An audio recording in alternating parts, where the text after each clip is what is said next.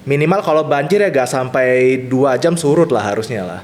Kurang lebih kayak gitu sih yang dipahami kita di teknik sipilnya. Termasuk di jalan tol. Misalnya di jalan tol, Anda nyetir, saya mau contohnya.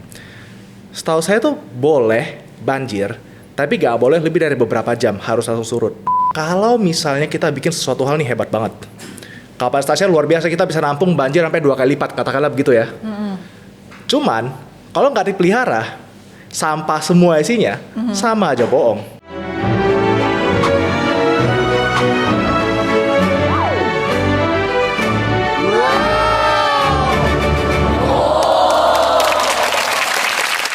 Halo, ketemu lagi bareng Mirna Paramita di podcast Tahu Bulat, Lapak Crispy tempat nyemilin ilmu. Kali ini kita nyemilin ilmu teknik sipil bareng Mas Alvin Temono. Yeay! Mas Alvin, makasih ya sudah datang di Tahu Bulat. Tahu nggak, saya undang kamu tuh gara-gara video kamu yang viral banget di TikTok dan lain-lain yang jelasin tentang longsor dan banjir di Sumatera. Enak banget jelasinnya, paham buat kita mak-mak nih yang nggak berpendidikan ini, karena gampang banget dipahami. Ada yang bilang itu mansplaining. Mansplaining. Oke. Tapi banyak juga yang jadi lebih ngerti kenapa bencana itu terjadi. Salah satunya ya, saya ini. Mungkin? Tadi kesininya telat gara-gara banjir juga ya? Iya, tapi ini di Jakarta bukan di Sumatera banjirnya. Tetap ya. Jadi bukan banjir longsor ya. Kalau di sini lebih banjir apa tuh kalau di Jakarta? Kalau di sini biasanya banjir rob. Misalnya di Pantai Indah Mutiara, itu banjir rob biasanya. Kalau di sini juga biasanya banjirnya karena drainase kita kurang dijaga. Oke. Tadi banjir rob itu apa? Bedanya sama rep apa? Rep kayak gak ada deh. Yang ada iya. rob. Jadi banjir rob itu tingginya pasang air biasanya. Jadi di daerah Pantai Indah Mutiara, airnya tuh naik pasang. Nah itu biasa kita sebut banjir rob. Kalau yang di Jakarta beberapa hari ini, banjirnya tuh bukan karena banjir rob, tapi banjir karena hujan deras. Hujannya mungkin agak lama, terus deras, ya banjir. Dan airnya tuh perlu ngantri buat masuk ke laut. Kurang lebih kayak gitu analoginya. Ngantri masuk ke laut. Iya, ngantri masuk ke laut. Karena ujungnya kan Jakarta ini daerah hilir. Iya. Kadang-kadang ada banjir kiriman dari Bogor. Itu juga bisa selain banjir rob tadi, selain hujan deras. Itu kenapa kita punya Katulampa dan lain-lain yang dibendung dulu airnya. Tapi kalau di Jakarta beberapa hari ini termasuk tadi ya, itu karena curah hujannya deras aja. Makanya banjir. Bukan masalah selokan dan lain-lain pada nggak nyapu itu? Itu juga masalah tentu saja. Jadi kalau misalnya kita di teknik sipil, kita tuh udah mendesain drainase yang harusnya sudah cukup kapasitasnya, harusnya. Jadi kalau bisa dipelihara, minimal kalau banjir ya gak sampai 2 jam surut lah harusnya lah. Kurang lebih kayak gitu sih yang dipahami kita di teknik sipilnya. Termasuk di jalan tol. Misalnya di jalan tol, Anda nyetir, saya mau contohnya. Setahu saya tuh boleh banjir, tapi gak boleh lebih dari beberapa jam, harus langsung surut. 2 jam itu maksimalnya? Itu biasa ada SOP-nya di mereka. Ada spesifikasinya. Jadi kadang-kadang banjirnya kita tangani, misalnya kita bikin drainase apa segala macam. Tapi kalau misalnya udah gak bisa kita tangani ya kita terima, tapi kita percepat manajemen banjirnya. Jadi banjirnya kita segera buang ke laut, entah di pompa, entah di apa. Itu juga harusnya yang terjadi di Pulau Reklamasi sih, di Pantai Indah Kapuk. Ya. Itu kan banjir kan, peak kan. Katanya itu gak bisa banjir-banjir, tapi banjir juga. Tapi kan surutnya cepat. Nah, mungkin sama juga filosofinya. Jadi banjir itu nggak apa-apa asal surutnya cepat itu ya? Untuk sekarang sepertinya seperti itu jawabannya. Tanpa mengambing hitamkan macam-macam. Ya, tanpa mengkambing hitamkan macam-macam mungkin seperti itu. Karena kita terlalu reliable terhadap saluran drainase yang ada. Jadi nggak ada lahan terbuka hijau kayak masih jarang kan.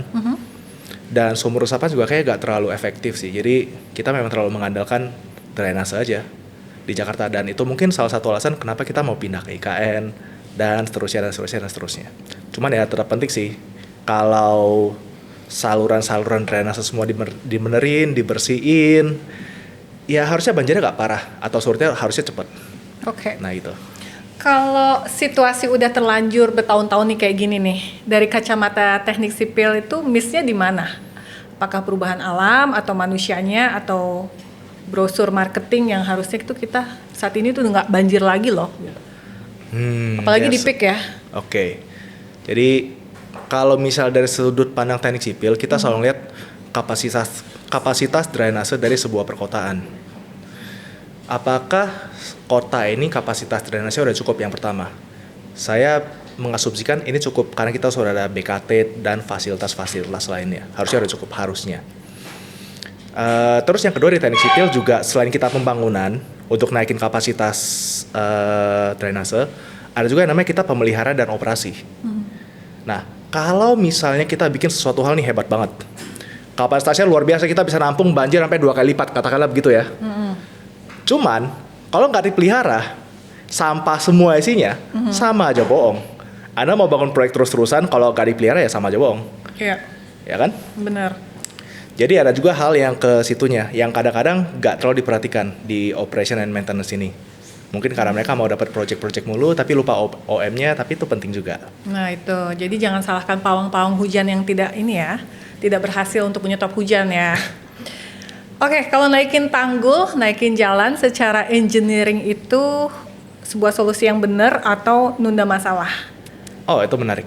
Jadi kalau anggapanlah seperti Pantai Mutiara ya, itu kan lagi parah banget. Mereka tinggiin tanggul terus-terusan kan, cuman banjirnya tetap ada. Jadi menarik nih, tanggulnya ditinggiin, tapi banjir tetap ada tuh bisa dikatakan solusinya sementara. Kenapa begitu? Yang pertama, airnya masih bisa masuk. Anggaplah kalau ada banjir rob, airnya tetap bisa masuk kan lewat tanggul kan. Terus yang kedua, ini yang masih jarang orang pahami, namanya seepage. Seepage ini kayak airnya ngerembes. Jadi ini kan anggaplah ini air ya. Iya. Ini PIM. Tanggulnya di sini nih, tengah nih. Air dari bagian yang lebih tinggi ini bisa ngerembes lewat tanggul ini ke bawah, lewat bawah. Lewat tanah. Lewat tanah. Air dari sini ditekan sampai masuk situ. Jadi masuk ke PIM-nya. Itu namanya seepage, rembesan air di dalam tanah. Itu terjadi. Jadi airnya muncul dari tanah gitu nanti ke. Betul. Jadi nggak hujan dari atas saja, tapi dari bawah tuh juga keluar air gitu. Itu sumber air hal yang kita pelajari di teknik sipil, namanya seepage. Oh, baru tahu. Nah, biasanya kalau di pantai-pantai itu airnya nggak ngerembes gara-gara apa? Pasir. Sebentar, maksudnya? Kalau yang di pantai-pantai biasa itu kenapa bisa nggak ngerembes sampai? Ini saya kurang paham konteksnya. Oh, maksudnya kenapa di pantai airnya kan di sini kan? Kenapa nggak ngerembes sampai sono kan? Itu jawabannya simpel sih. Sebenarnya airnya ngerembes sampai sono karena ada muka air tanah namanya. Jadi di bawah tanah kita itu isinya air sebetulnya. Kita sebutnya di teknik sipil sebagai muka air tanah. Jadi kalau misalnya kamu di Bali nih ya kan, ada pasir kan? Di bawahnya kalau kamu gali, ketemu air. Nah, cuman karena yang di PIM ini ditanggul, otomatis salah satu bagian kan lebih tinggi nih elevasinya. Iya. Air tuh selalu mencari tempat yang enak buat ditekan. Mencari tekanan yang lebih rendah atau tinggi, saya lupa lagi itu filosofinya. Intinya kayak karena bagian ini tuh lebih tinggi dan bagian ini lebih rendah, dia mau mencari jalan keluarnya. Jalan keluarnya tuh lewat yang air lewat tanah gini dihajar ke atas. Itu logikanya. Karena tekanan tadi, perbedaan tekanan. Kalau di Bali itu ya gak ada kan, karena kan gak ada tanggul. Dan di Bali sendiri tuh juga menarik. Jadi kalau di Bali, kita gak boleh bikin infrastruktur di atas 15 meter kalau saya gak salah ingat. Makanya kalian gak pernah ngelihat mall di atas let's say 4 lantai. Ya kan? Paling gede cuma GWK doang. Cuma masih banjir, saya juga gak ngerti sih. Nah iya, itu kenapa? Oke. Mega proyek tanggul laut raksasa itu dari sudut pandang value engineering, lebih banyak value-nya atau lebih ke yang penting kelihatan ada usahanya? Oh, oke. Ini pertanyaan menarik juga. Jadi dulu saya pernah ngobrol dengan salah satu ahli SDA, sumber daya air di Belanda.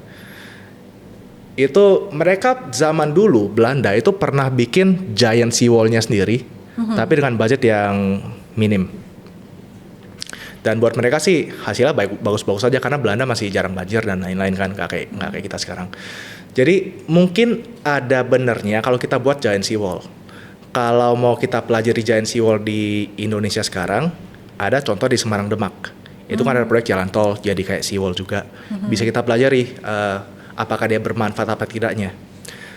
Tapi kalau kita belajar dari Belanda harusnya ada manfaatnya. Cuman ada satu hal yang paling penting lagi di Indonesia, terutama di Jakarta ya. Anggapanlah kita bikin giant seawall. Apakah Jakarta masih akan banjir? Jawabannya iya, tetap akan. Kenapa? Karena gak ada regulasi pengambilan air tanah. Jadi yang namanya tanah itu pasti akan turun terus kalau airnya kamu ambil, terutama ambil dari aquifer. Nah yang biasa saya harus jelasin dulu apa itu aquifer. Jadi ibaratnya gini, ibaratnya kayak hotel. Iya. Hotel kalau mau ngambil air itu kalau misalnya mau lewat PDAM kan mahal. Banget. Ya kan? Jadi mereka harus ngegali sumur sampai dalam banget, let's say 30 meter, 60 meter dan seterusnya.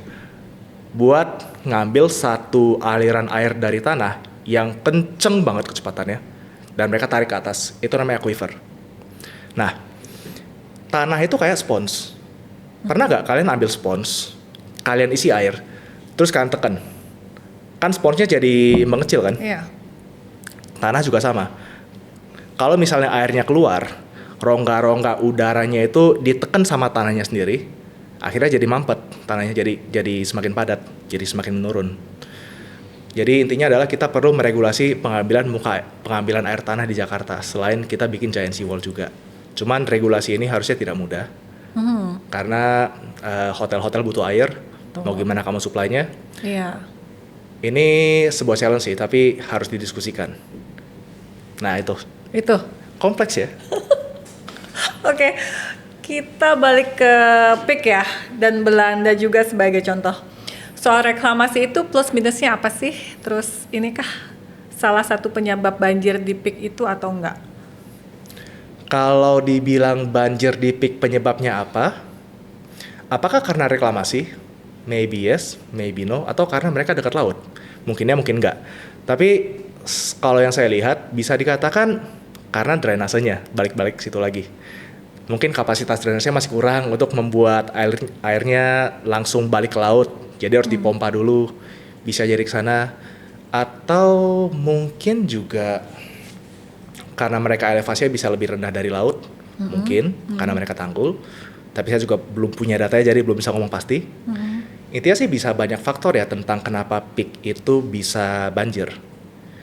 Cuman ya kalau saya jadi orang marketing saya akan bilang dengan jujur, ya PIK akan banjir tapi 1 jam kelar Pak banjirnya Pak. Itu kayak lebih jujur deh. Iya ya. Realitanya begitu kan? Oh, tadi aku lupa nanya. Kamu tadi insinyur apa sih? Belum dijelasin dulu background kamu. Oh ya lupa. Jadi background saya tuh engineer teknik sipil.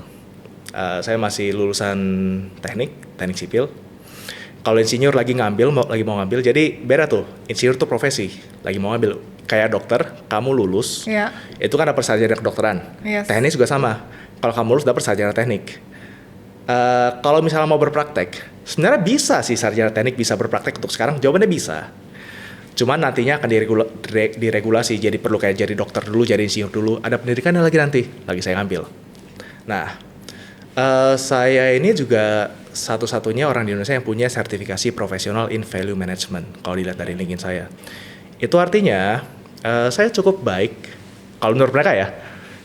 Nggak apa-apa kok kalau kalau mau sombong boleh di sini. Intinya adalah kalau misalnya proyeknya mau menjadi lebih efisien, mau lebih efektif, efisien dan lain-lain yang lebih murah, itu saya bisa masuk ke sana dan bantuin mereka untuk mikir. Nah itu sebenarnya tugas saya kayak gitu, dan mostly pekerjaan saya tuh di bagian infrastruktur jalan, jembatan, jalan tol, dan kadang-kadang di bendungan, terus ada juga bagian pengairan, segala macam yang berkaitan dengan Kementerian PU. Biasanya kayak gitu klien saya. Apa tuh biasanya proyek yang udah dikerjain?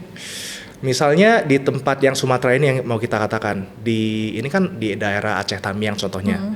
Saya pernah bantu pembangunan jalan. Awalnya mau bikin jembatan, terus kita ubah jadi jalan.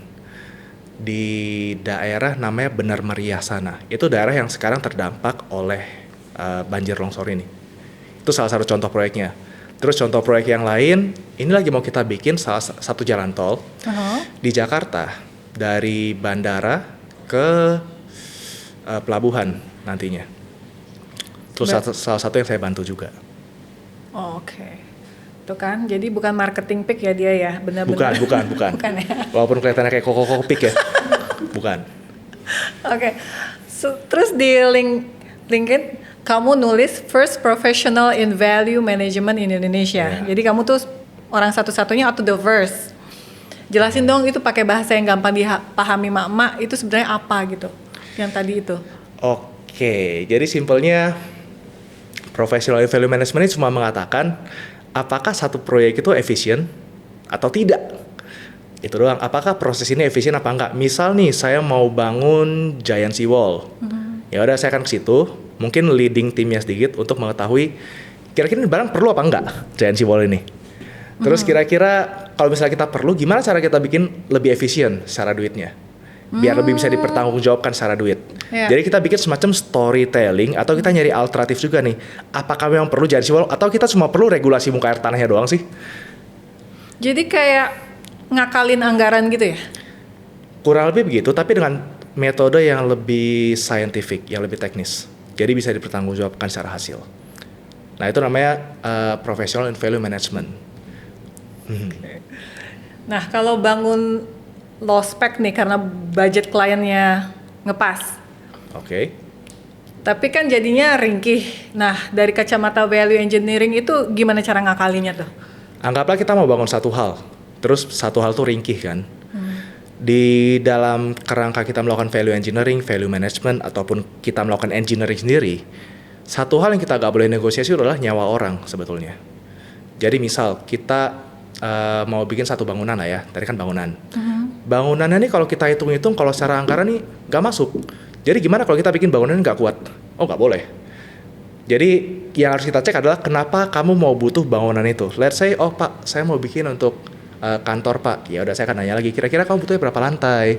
Berapa orang yang dipakai? Saya butuhnya sekitar 10 lantai. Karena saya mau bikin untuk perusahaan A, B, C, D, E.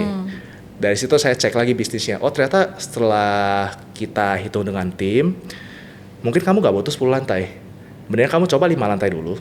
Tapi fondasi kamu siapin buat 10 lantai. Jadi kalau kamu ada duit, baru kamu upgrade.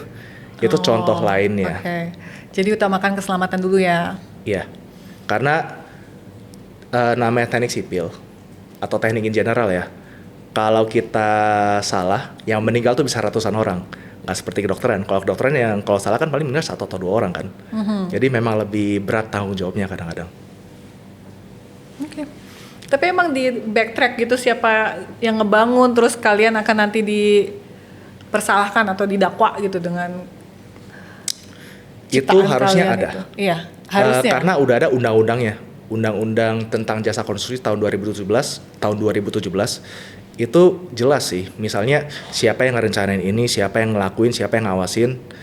Dan kalau misalnya ada kejadian kegagalan bangunan atau kegagalan konstruksi. Jadi misalnya nih bangunan nih belum jadi, terus gubrak, ambruk, itu namanya kegagalan konstruksi. Itu bisa diselidiki siapa yang salahnya lewat undang-undang tadi.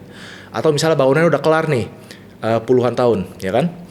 Terus ambruk, itu namanya kegagalan bangunan. Itu juga bisa kita selidiki tentang siapa yang bersalah dan seterusnya dan lewat jalur pengadilan biasanya. Ada forensiknya. Ya, ada forensiknya juga. Oke, sekarang kita masuk ke topik yang ingin saya kulik soal pembangunan di alam atau area yang menantang. Indonesia kan banyak nih gunung, lembah lah, lautan dan sebagainya, termasuk di Tamiang yang tadi udah diceritain. Menurut kamu dengan teknologi yang ada, orang makin pede nggak ngebangun di alam yang menantang? Teknologi pembangunan zaman sekarang nih sudah se-advance apa sih? Oke. Apakah kita, ini pertanyaan menarik sih, apakah dengan teknologi yang ada, kita tuh bisa bangun di daerah yang menantang? Jawabannya bisa, selama ada duitnya kita bisa. As simple as that, oke? Itu filosofinya kayak gitu. Cuman karena dulu saya pernah bantuin Kementerian PU untuk bagian sistem strategi dan lain-lain. Kadang-kadang kita ngelihat bahwa apakah worth it kita bangun semewah ini di satu tempat ini, padahal gak terlalu banyak yang pakai dan lain-lain. Misalnya dulu saya bantuin di daerah Aceh Tamiang itu. Awalnya kita mau bikin semacam jembatan kabel seperti di apa namanya? Yang di Surabaya ke satu pulau, saya lupa Madura. Ya Madura. Itu kan ada jembatan kan, jembatannya kabel kan. awal kita mau bikin yang kayak begitu di daerah Aceh yang benar meriah karena ada sebuah gap, sebuah valley, apa sih bahasa valley? Lembah. Nah, lembahnya kedalaman 30 meter ya kan? Kita mau bikin jembatan, set. Jembatannya panjangnya sekitar 200 meter. Itu jembatan panjang banget. Jadi kita harus bikin ada semacam kabelnya. Nah, setelah kita uji, kayaknya bisa aja kalau ada budgetnya. Cuman akhirnya tidak kita buat karena setelah kita hitung-hitung lebih baik kita renovasi dulu jalannya. Tapi kalau misalnya kebutuhan meningkat baru kita upgrade ke situ. Kadang-kadang ada kayak gitu sih. Jadi misalnya secara teknologi kita bisa. Cuman secara budget mungkin lebih baik tidak dulu karena kita bisa menggunakan budget ini untuk hal-hal yang lainnya di project-project yang lain. Jadi mendingan saya gak bikin jembatan di sini tapi kalian masih bisa dapat akses. Tapi kalian dapat project lainnya yang dimana kita menghubungkan akses yang lainnya. Itu juga bisa. Dan juga pembangunan di Indonesia ini menantang. Kenapa tuh? Karena kita sangat dekat dengan Ring of Fire. Jadi ini juga kenapa di Indonesia kita gak bisa terlalu artistik dan kita juga gak bisa terlalu murah untuk biaya konstruksinya. Sebagai konteks, di Malaysia ataupun Singapura, itu mereka hampir gak ada gempa. Jadi mereka bisa bangun seenak mereka sebetulnya. Yang penting aman aja, gak usah memperhatikan gempa. Beda seperti di Indonesia. Di Indonesia, kita mau bangun sesuatu hal, itu menjadi mahal karena kita mempertimbangkan gempanya. Dimana kita juga mempertimbangkan gempa tuh, oke, kita memperbolehkan satu jembatan ini hancur, tapi orang harus bisa evakuasi dulu nantinya kalau waktu gempa. Oke, siap, kita terima. Atau misalnya bangunan nih, bangunan gede kan? Kita bilang, oke, bangunannya boleh ambruk tapi habis gempa, jangan waktu gempa. Jadi kita bikin bangunannya swaying kayak gini, goyang-goyang. Itu teknologi-teknologi yang kita pelajari entah dari Jepang, Amerika, dan lain-lain. Kita copy paste standar sini. Dan tuh bikin bangunan kita jadi mahal. Itu kenapa menantang di Indonesia. Kenapa begitu? Ada Ring of Fire tadi. Itu mesti berapa skala Richter sih satu bangunan itu mesti kalau di Indonesia? Nah, ini menarik. Di Indonesia harus berapa skala Richter? Itu ada zonasi gempanya. Kita ada peta gempa Indonesia dan kita ada SNI-nya. SN ini standar nasional Indonesia, bukan sudah nanya istri, beda. Nah, di SNI itu ada zona, itu kita harus menghitung dulu kira-kira daerah yang mau kita bangun proyeknya ini mau jembatan, bangunan, gedung, itu dia di zona apa secara gempanya. Kalau di Jawa hampir semua itu zonanya itu namanya kelas E, zona E yang artinya udah parah banget gempanya, harus kamu perhitungkan dengan sangat-sangat safety. Beda seperti di Kalimantan. Kalau Kalimantan tuh jarang sekali gempa. Kalau ada pun cuma sesar-sesar yang kita nggak tahu aktif apa enggak. Jadi zonanya itu nggak usah yang E yang parah-parah banget, yang zona D atau C mungkin masih masuk lah. Jadi di Kalimantan mungkin bisa lebih efisien secara uangnya. Kalau misalnya mau dibangun infrastruktur yang megah ataupun mewah ataupun baik. Nggak usah megah dan mewah deh, yang penting baik aja, gak kena gempa udah bagus tuh. Makanya IKN di situ ya? Salah satu faktornya begitu sih. Tapi kalau di Jakarta sendiri harus tinggi juga tuh karena di Jawa atau? Iya, jadi kalau di Jakarta harus tinggi. Kenapa? Karena salah satu hal yang bikin satu tempat tuh gempanya parah apa enggak terhadap satu bangunan, itu karena tanahnya lunak apa enggak. Jakarta itu kan dulu bekas rawa, diuruk. Iya. Ya kan? Ada tuh dari Belanda yang mengatakan bahwa Jakarta Utara tuh dulunya laut terus diuruk sejarahnya atau apa. Nah, itu mengakibatkan kita ada tanah lunak yang lumayan tebal di Jakarta. Jadi memang mahal, secara konstruksi mahal, secara gempa juga mahal. Nah, itu logikanya. Oke. Jadi susah dong ya kalau kita mau bangun kayak di Cina itu ada eskalator yang bisa naik ke gunung, terus naik gunungnya tuh sambil rebahan gitu. Itu mungkin nggak tuh dibangun di sini? Sebetulnya mungkin, tapi itu pernah kalau nggak salah di Bali hampir mau dibikin tuh, yang eskalator mau naik ke gunung kan, hampir mau dibikin. Turun ke pantai. Ya, turun ke pantai kan, kalau nggak salah mau dibikin kan. Cuma saya nggak tahu kenapa proyeknya nggak jadi, apakah karena kita nggak boleh bangun di atas 15 meter atau apa di Bali, saya juga nggak tahu. Tapi kalau misalnya dikatakan apakah kita bisa bikin hal yang kayak begitu di Indonesia, jawabannya bisa. Selama ada budgetnya dan selama ada demand-nya harusnya bisa sih. Kalau nggak salah di Indonesia ada loh jembatan kaca, tapi saya lupa entah di mana. Ada di Jawa jembatan dari kaca gitu, cuma saya lupa di mana. Yang sering pecah Ada. itu nggak sih? Nah saya juga lupa pecah apa enggak. Suka. Ya ya. Jadi intinya pembangunan itu kan harus ngikuti kondisi alamnya juga ya. Ya begitulah. Oke, kalau misalnya saya nih tiba-tiba jadi orang kaya banget mau bangun kota baru dari nol, kayak BSD atau di Sumarekon. Dari sisi teknik sipil dan value engineering tadi, saya tuh mulai dari mana supaya kota saya tuh aman dari banjir, ramah alam dan nggak kena gempa? Wah, that is a good questions. Untuk menjawab ini, saya kira ilmu teknik sipil tuh mungkin kurang cukup karena ada satu ilmu lagi namanya ilmu planologi. Dimana kan Anda punya uang nih ya kan? Ya. Mau bangun satu hal. Ilmu teknik sipil itu limited terhadap kita bangun satu jembatan atau kita bangun satu gedung, limited di situ. Kalau mau segede-gede pun paling kita cuma penanganan sungai. Sungai itu bisa berkilo-kilometer atau penanganan jalan yang bisa berkilo-kilometer. Ada satu ilmu lagi namanya planologi. Ini kayak teman kita lah, planologi. Jadi kayak kalau mau rencanain satu kota harus dimulai dari mana? Most likely RT RW, rencana tata ruang RT RW, rencana tata ruang wilayah. Nah itunya harus jelas dulu. Oke. Betul. Terus mau buang airnya kemana? Buang air bukan berarti pipis ya. Buang airnya mau ke laut yang mana? Yes. Di daerah Semoko yang mana? Kira-kira daerah yang rawan longsor yang mana dipetakan. Agak kompleks sih, karena ilmunya ilmu planologi. Nah Planologi setelah dulu itu, baru. ya karena orang planologi itu mendevelop sebuah master plan. Kira-kira lokasinya mau A, B, C, D di mana? Master plan-nya lewat planologi. Kalau di Indonesia kita ada, namanya Bappenas. Bappenas ini nyusun master plan. Nah, setelah master plan-nya jadi, baru dikasih ke orang-orang teknik lah kayak kita. Teknik sipil katakanlah. Di teknik sipil kita bisa develop semacam bisnis plan-nya juga. Jadi kalau kamu bangun daerah ini, gedung ini, cuan nggak secara duit? Kan kamu kan swasta ya. Swasta pasti mau cuan dong, mau dapat duit dong. Iya. Ini cuan nggak secara finansialnya? Itu kita kaji. Misal kita mau bangun jalan tol nih di sini kan, cuan nggak duitnya? Itu kita kaji secara finansial. Berbeda dengan yang tadi misalnya di negara. Kalau negara tuh gak selalu ngeliat cuan apa enggak. Negara tuh pasti ngeliat ya, ini bisa bikin tempat yang terisolasi jadi gak terisolasi gak? Atau misalnya dari yang kamu gak bisa pakai mobil, jadi bisa pakai motor gak di situ? Dari yang cuman pakai boat lah katakanlah, bisa jadi pakai motor apa enggak? Oke. Kadang-kadang kita masuk ke situ juga. Ya. Terus kalau misalnya pendapat kamu tentang IKN gimana? IKN. That's a good question. Harus pendapat dari mana ya? Saya juga bingung nih mau dari mana nih enaknya saya bacanya. Dari Kita kecilkan ruang keilmuan lingkup kamu lah. dulu.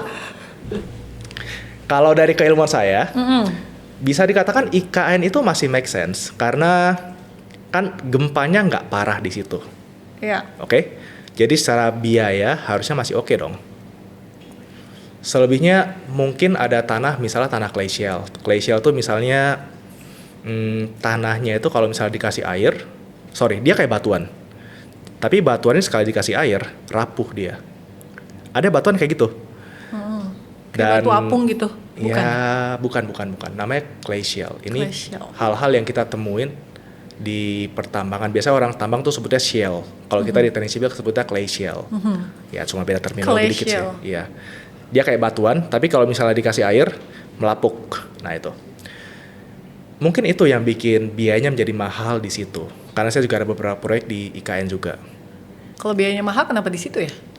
Karena dia nggak terlalu parah gempanya. Cuman saya masih belum ketemu satu kajian lebih mahal mana. Kalau misalnya ada gempa versus ada clay shell, tuh saya belum ketemu sih kajian-kajian kayak gitu sih. But that's a good question. Kalau misalnya ada clay shell, kalau misalnya bisa lebih mahal, kenapa di situ kan? Iya. Jawabannya karena gempa tadi. Bisa jadi karena dia lebih murah secara gempa dan mungkin ada benefit lainnya. Maka mungkin secara clay shell ini kita terima mahalnya, tapi dengan catatan mungkin dia gak akan semahal kita menangani gempa itu. Mungkin filosofinya di situ, mungkin. Tapi kan Jakarta banyak gempa, nggak parah-parah banget kan? Maksudnya gimana? Ya kan kita sering nih gempa, meskipun kecil-kecil gitu, batuk-batuk lah ya, tapi kan nggak yang separah runtuh atau ibu kota harus dipindahkan gitu. Oh, I see. That's a good questions. Jadi kalau di Jakarta, segala macam bangunan yang tinggi di atas 5 lantai, itu udah terstandarisasi dengan baik. Ibaratnya mereka akan sulit runtuhnya. Kenapa? Karena di Jakarta tuh ada namanya tim ahli bangunan gedung yang dibentuk oleh DKI Jakarta, Pemda. Jadi kalau kamu mau bangun bangunan di atas 5 lantai nih, gak bisa langsung seenaknya kamu bangun. Harus ada tim ahli yang ngecek ini strukturnya bagus apa enggak, kalau gempa aman apa enggak, kalau misalnya kebakaran, orangnya bisa evakuasi apa enggak kayak gedung drone yang kemarin. Oke. Ada sampai ke situ. Oh, berarti kita lebih aman kalau di bangunan yang 5 lantai daripada yang di 4 lantai ke bawah ya, kalau di Jakarta? Kalau menurut saya sih seperti itu ya, terutama di bangunan kayak SCBD. Itu kan 8 lantai ke atas tuh. Karena udah diperhitungkan secara gempa dan lain-lainnya. Beda sama gedung-gedung yang 2 lantai 3 lantai yang dibangun sama tukang doang. Yang ruko-ruko itu kan? Sebenarnya ruko juga bisa dikatakan aman, tapi kalau misalnya orang yang berencana tuh ngerti teknik sipil. Oh, oke. Terus ini satu lagi ya Vin ya, pertanyaan titipan dari teman saya. Penyebab jalanan di Indonesia itu atau di Jakarta tuh bolong terus atau rusak terus tuh kenapa sih? Wah. Saya harus mikir entah dari mana nih jawabannya nih. Kalau menurut saya bisa jadi karena drainasenya yang tidak baik. Jadi yang namanya jalan itu kan ada aspal ya. Aspal ini kan mungkin kelemahannya tuh air. Nah, kalau misalnya dibiarkan airnya menggenang terus di aspal, itu kan bisa merusak aspalnya. Nah, kenapa sih airnya bisa terus tergenang? Biasanya karena selokan-selokannya atau drainasenya tuh gak dipelihara dengan baik.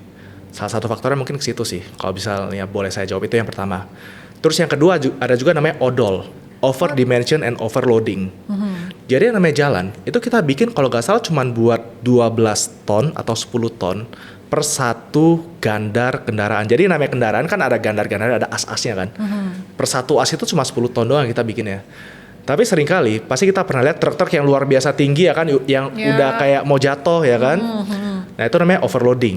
Dan kadang-kadang truknya panjang banget. Itu over dimension. Hal-hal yang seperti itu, ibaratnya kayak kita bikin jalan nih, kapasitasnya cuma 10 ton, tapi kamu bebannya sampai 12 ton. Ya kan rusak dong. Nah itu juga salah satu hal yang mempengaruhi. Selain juga, ada juga operation and maintenance yang kita perlu overlay jalan. Jadi sadar tidak sadar, jalan itu di Indonesia dipelihara. Ya, kita tidak hanya memelihara istri muda, tapi jalan juga kita pelihara. Ingat ya? Bercanda. Intinya adalah tiap tahun kita pelihara jalannya, kita bikin overlay aspal dan lain-lain. Per 5 tahun juga kita ada rehab yang luar biasa majornya. Itu luar biasa duitnya kadang-kadang. Nice. Jadi ini pertanyaan terakhir sebelum closing. Tadi kan kita sudah berandai-andai kalau saya yang jadi Taipan. Nah, kalau sekarang Mas Alvin dikasih mandat jadi Menteri Solusi Banjir atau staf ahli banjir di Jakarta aja, apa sih 3 keputusan yang akan diambil? That's a good questions. 3 keputusan ya. Yang pertama, bersihin segala macam selokan dan drainase. Itu kita bersihin dulu deh semua deh. Terus setelah itu saya mau stress test. Jadi berarti kalau semua drainase ini bener nih, ya kan? Kalau hujannya ekstrim kayak sekarang, kira-kira banjir apa enggak dan berapa lama banjirnya? Perlu dipompa apa enggak? Nah, kalau misalnya banjirnya parah banget dan misalnya banjirnya bisa lebih dari 2 jam, ya udah. Artinya mungkin kita perlu proyek baru, Pak. Nah, itu dari yang keputusan pertama tuh. Keputusan pertama, tentu saya mau mencoba yang namanya regulasi air tanah. Pengambilan muka air tanah tadi, itu mau saya regulasi sih. Penting banget, kalau enggak Jakarta akan turun terus. Land subsidence namanya, bahasa kerennya land subsidence. Terus yang ketiga, saya mau cek itu giant seawall tuh worth it apa enggak untuk dibangun sebetulnya. Jadi saya akan kumpulkan para ahli, ambil semua datanya, kita diskusi, berdebat secara saintifik untuk mengetahui worth it apa enggak barang ini kita bangun. Itu tiga hal yang mau saya coba cari tahu. Keren banget tuh ya, bapak-bapak di sana nggak mau cobain tuh langkah-langkah dari Mas Alvin ini. Semoga Jakarta dan Indonesia tuh bebas dari banjir. Mas Alvin, terima kasih sudah kasih sedikit asupan ilmu untuk emak-emak ini.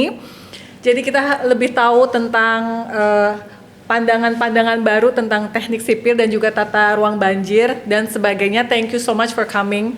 Di sini Mirna Paramita pamit, sampai ketemu di next episode Tahu Bulat. Yeay.